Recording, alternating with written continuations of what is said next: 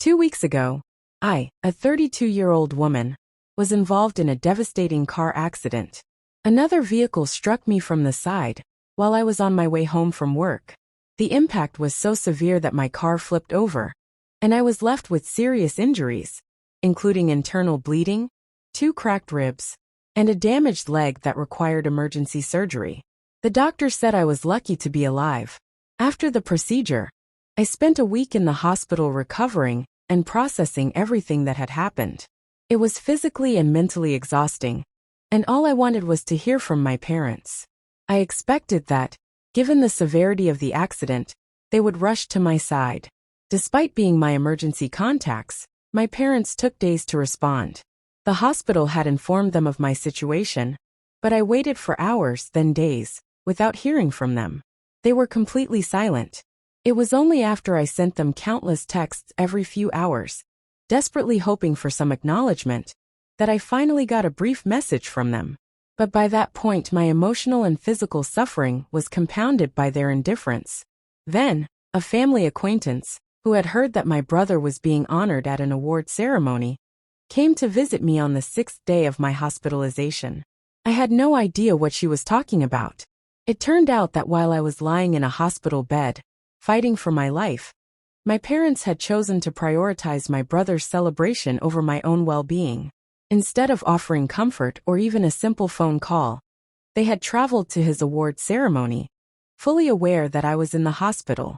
They were more invested in celebrating his achievement than in showing any concern for their daughter's survival. Let me make it clear. I am not envious of my brother's accomplishments. I fully understand that he has worked hard and achieved a lot. But the issue isn't about his success.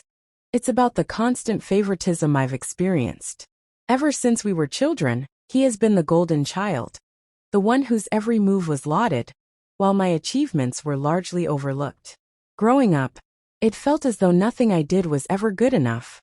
And now, as an adult, I was being treated as an afterthought once again, even in the face of a life-threatening injury.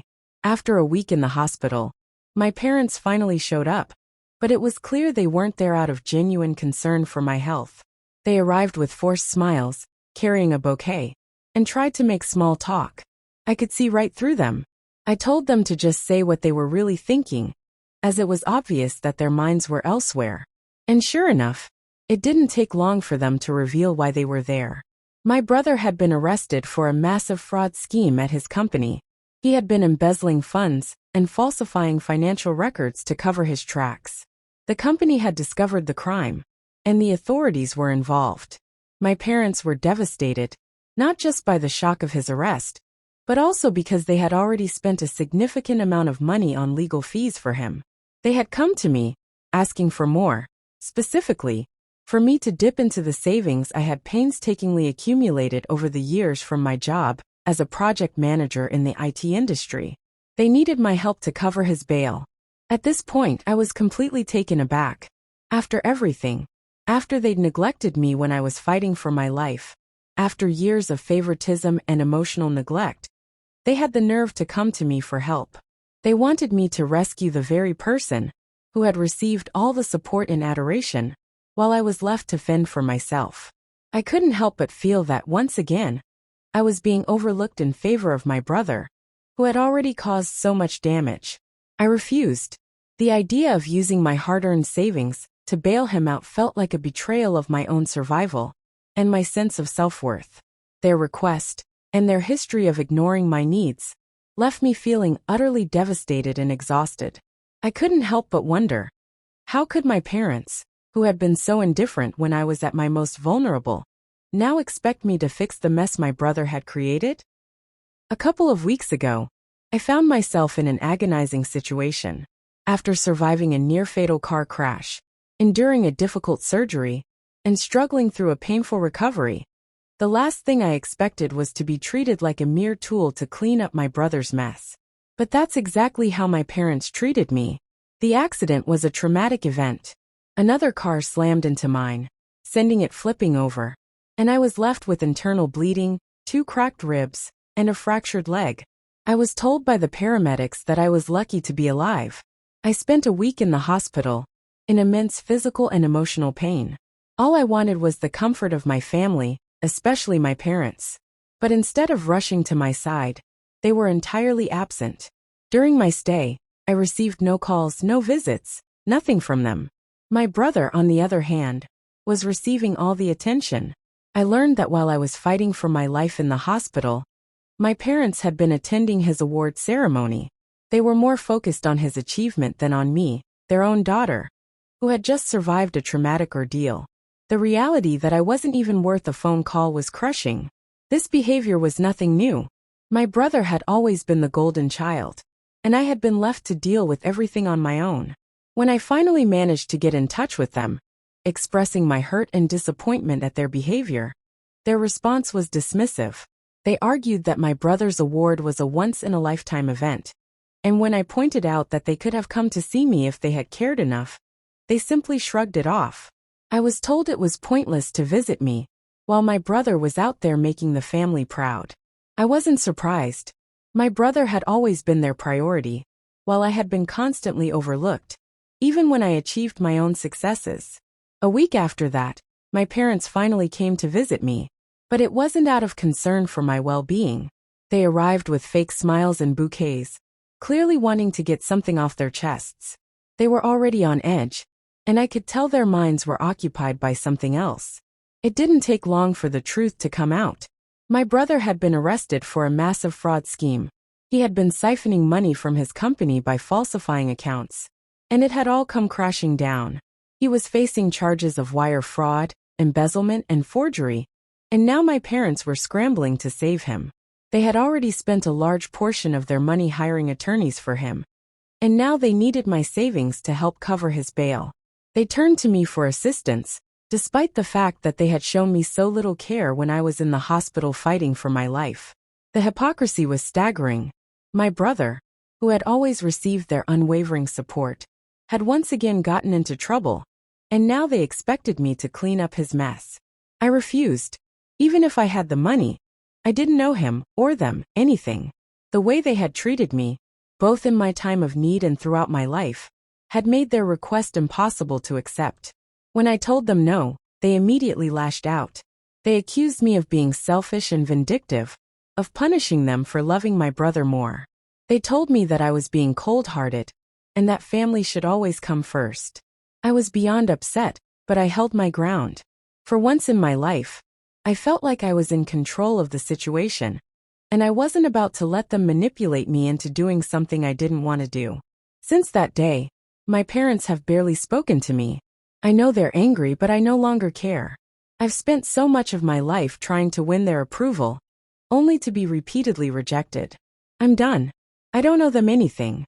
A few days later, I was discharged from the hospital. I had hoped to return home and find some peace, but when I arrived at my apartment, I was met by my parents waiting outside. They had somehow learned the exact time of my discharge, and were already there, ready to continue their barrage of demands. They accused me of going too far by refusing to help my brother, and this time, they were furious. They didn't care that I was still recovering from a traumatic surgery. They only cared about their precious son and his legal troubles. They insisted that I step up and show the family that I wasn't a disappointment. To them, helping my brother was my only chance to prove that I belonged in the family. They said I was using this situation to get back at them for all the years they had ignored me. I could barely hold it together. It was as if they saw me as nothing more than a pawn in their efforts to fix my brother's mess. Their treatment of me over the years had been painful enough, but now they were telling me that I was cold-hearted for refusing to enable my brother's behavior. The confrontation reached a boiling point when my mother began crying, screaming at me that they had already lost one child, and now they were going to lose me too. My father's anger was palpable, and he kept accusing me of being self-centered and ungrateful. It was all I could do not to break down, but I stood firm. I told them that if they didn't leave, I would call the police. I wasn't about to let them guilt-trip me into giving them a single cent for my brother's bail. Reluctantly they left, but not without hurling a final insult my way. A few days after their visit, my brother's case made headlines. The fraud scheme was far bigger than anyone had anticipated. It turned out that my brother had been transferring business funds for over a year and laundering money through fake accounts. The police had discovered evidence of his involvement in a larger conspiracy to conceal embezzled funds. Now, in addition to fraud, my brother was facing charges of conspiracy and money laundering. His reputation was completely destroyed, and he was facing the very real possibility of years in prison. As if this wasn't enough, my parents' lives began to unravel. My father lost a significant client, and their efforts to downplay my brother's actions fell on deaf ears. They were in full panic mode, and once again they turned to me.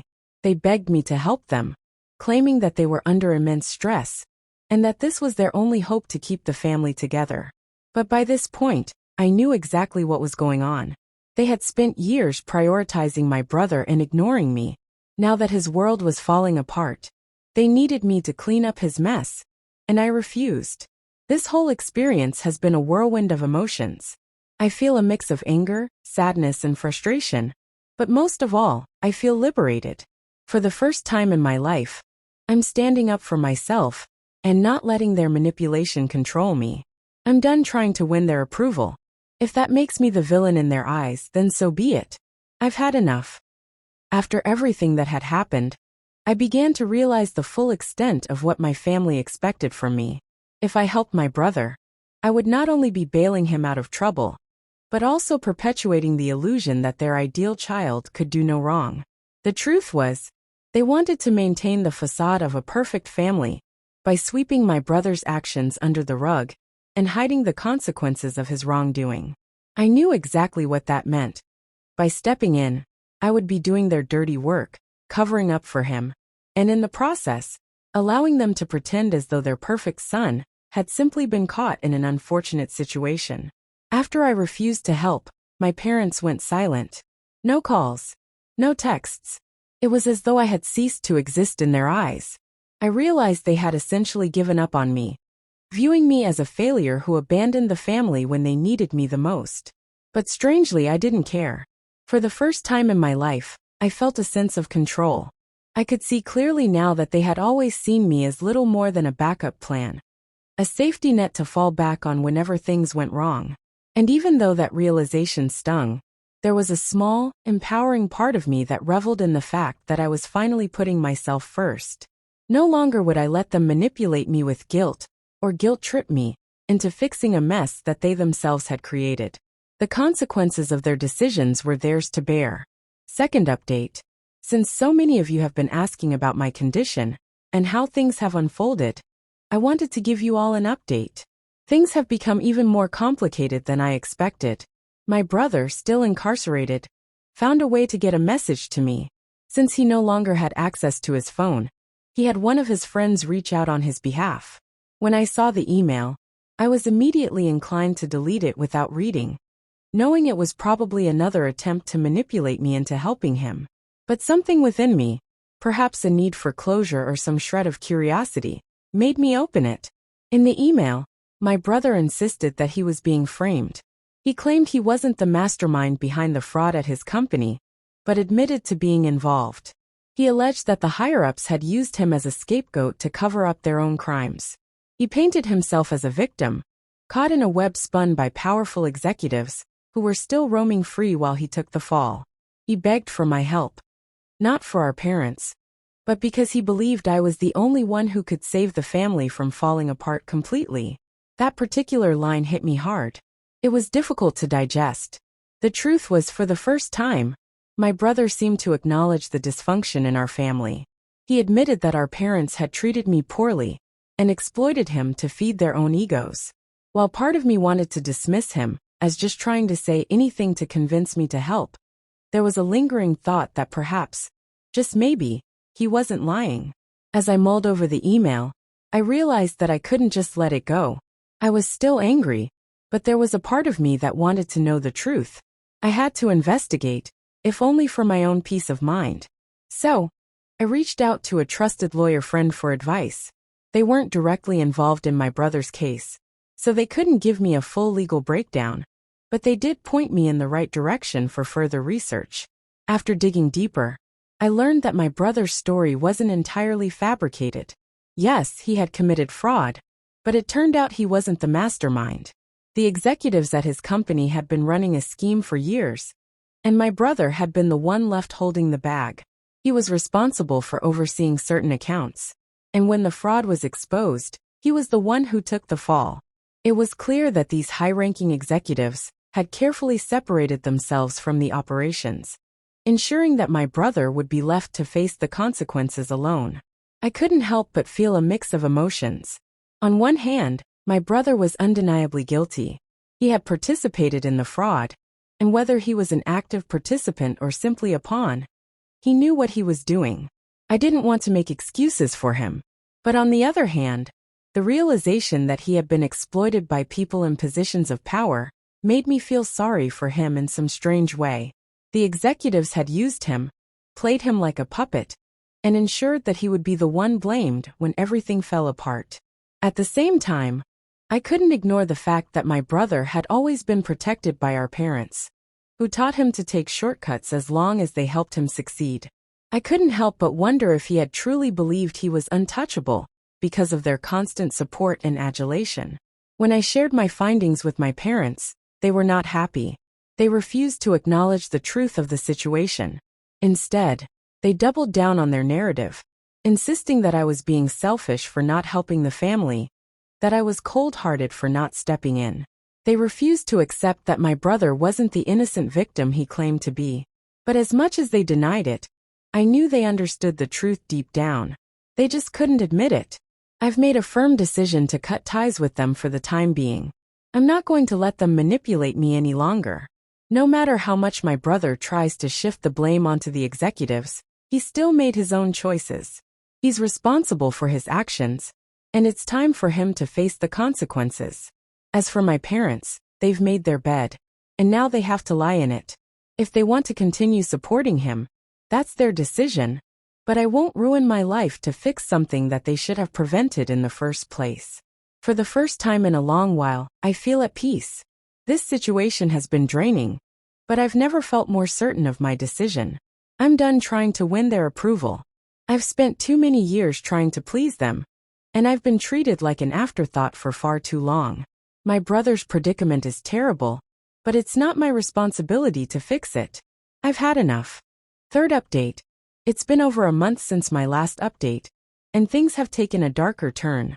When my parents realized that their usual tactics of guilt-tripping and pleading with me weren't working, they decided to try a different approach, one that was even more hurtful. They reached out to several of my aunts, uncles, and cousins to spread lies about me. They painted me as a selfish, untrustworthy person who refused to help my brother, implying that I was simply hoarding my money and unwilling to support the family when they needed it most. The worst part? They conveniently omitted the fact that they hadn't even bothered to visit me in the hospital, much less offer any kind of support when I was recovering from surgery. Instead, they twisted the story, making it seem like I was the one holding a grudge and refusing to help. It wasn't until one of my cousins contacted me and told me what they had been saying that I realized just how far they were willing to go to vilify me. But this time it didn't faze me. Their lies were transparent, and for the first time, I didn't feel the need to defend myself. I knew what the truth was, and that was enough. The fact that my parents were still willing to manipulate our extended family to turn them against me only confirmed how deeply ingrained their toxic behavior had been for years. At this point, I'm more resolute than ever in my decision. My family may never understand or accept my choice, but I know in my heart that I made the right one. I had always been the one called upon to rescue my brother when things went wrong. At first, I was hurt by this, even though I had defended myself from the accusations. It seemed as though I was being punished again for simply standing my ground. I believed I would be abandoned, left all alone with no one to turn to, no one to support me. But then, an unexpected turn of events unfolded. Several distant relatives began reaching out to me, expressing their support rather than siding with my parents. It turned out that my parents' long-standing treatment of others, combined with their relentless favoritism toward my brother, had caused a rift with many family members over the years. I had no idea just how deep this divide ran until I started hearing stories from relatives I hadn't spoken to in years. Each tale I heard was more shocking than the last, revealing just how toxic and manipulative my parents had been over time. One of my aunts shared how my brother had borrowed a large sum of money from her husband to invest in a business venture. As expected, the plan failed miserably, and when my aunt tried to recoup the money, my parents completely cut her off. They spun the narrative that she was greedy and unsupportive of her family. Another cousin recounted how my brother had blamed a parking lot attendant for a car accident involving my uncle at a family gathering a few years ago. To protect my brother and avoid embarrassment, my parents sided with him, accusing my uncle of trying to damage my brother's reputation when he attempted to confront them about the incident. There were countless other stories like this, where my parents either covered up my brother's mistakes or silenced anyone who dared to question their narrative. As I listened to these stories, a sense of relief washed over me. I realized I wasn't crazy for feeling the way I had about my family. My parents had a long history of manipulating the truth and alienating anyone who stood in their way, all in the name of protecting my brother. For so long, I had convinced myself that I was somehow at fault for how my parents treated me, that I wasn't good enough, or that I didn't live up to their impossible standards. But now it was clear, it was never about me. They were only concerned with keeping my brother safe and shielding him from any consequences. The realization was both liberating and painful. It meant that I had been a casualty in their game of favoritism, someone who didn't fit into their picture-perfect narrative. But at the same time, it helped me understand that I had never been the problem. As for why my parents had been so desperate for my help, it was simple.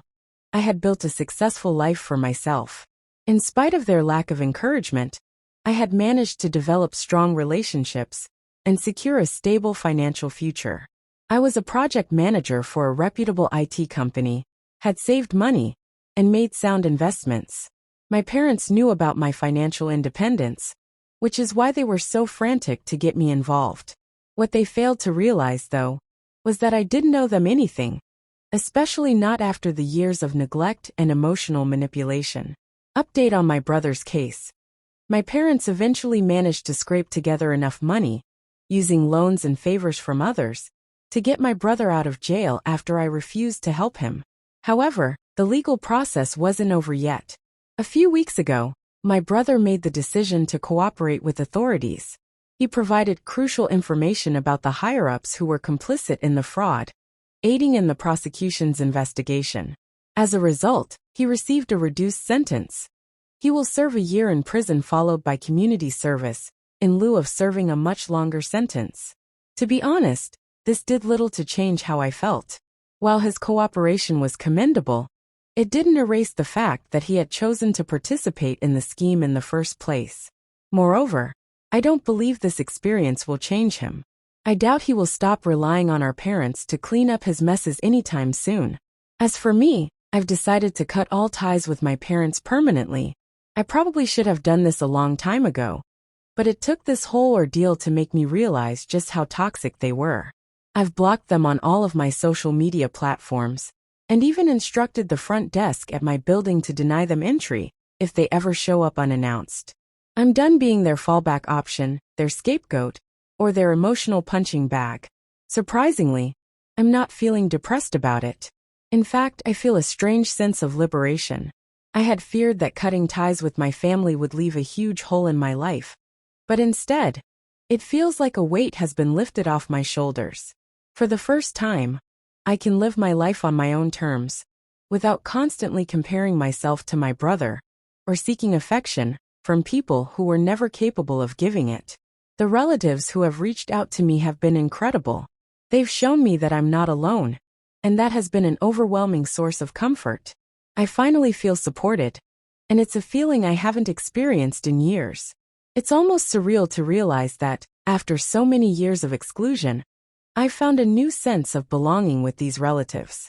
I'm excited to get to know them better, especially since many have invited me to family events where my parents won't be present. One aunt even expressed regret for not speaking up sooner. She had always sensed something was wrong with how my parents treated me, but stayed silent, afraid of causing conflict. Now she's one of my biggest supporters, along with several other family members. For the first time in a long time, I feel hopeful. I may not know what the future holds, but I'm not afraid anymore.